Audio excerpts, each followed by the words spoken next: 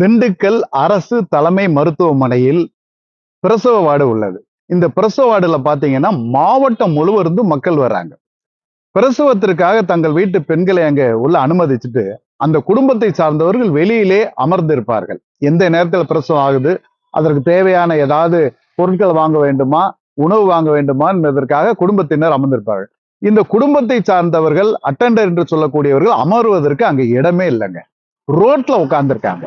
ரோட்ல உட்கார்ந்து இருக்காங்க. அவங்க உட்கார்ந்து இருக்க இடத்துல இந்த பிரசவ வார்டுக்கு ஏத்தாப்படி பாத்தீங்கன்னா ஒரு பெரிய சாக்கடைங்க. இந்த சாக்கடையில எல்லா கழிவு நீர், கழிவு பாட்டில், தண்ணி பாட்டில், குப்பைகள் போன்ற அடைச்சி முடை நாற்றம் வீசுது. அதாவது நோயை போக்க வேண்டிய மருத்துவமனையில நோய் பரப்புகின்ற வேலை நடக்குதுங்க. இதுக்கு கொடுமையான விஷயமா இருக்கு. இதற்கு மருத்துவமனை நிர்வாகம் எந்த விதமான நடவடிக்கை எடுக்கப்படல.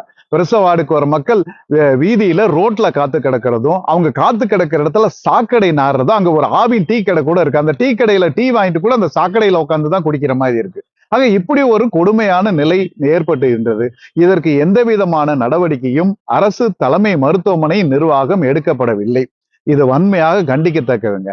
உடனடியாக அரசு மருத்துவமனை நிர்வாகம், திண்டுக்கல் மாநகராட்சியும் போர்க்கால நடவடிக்கை எடுத்து அரசு மருத்துவமனையின் பிரசவ வார்டுக்கு முன்னால் இருக்கின்ற சாக்கடையை தூய்மைப்படுத்தியும், அப்பிரசவத்திற்காக வருகின்றவர்கள் தங்குவதற்கான இடத்தையும், ஒரு கொட்டகையும், கட்டடத்தையும் உடனடியாக ஏற்பாடு செய்ய வேண்டும் என்று கோரிக்கை வைக்கின்றோம்.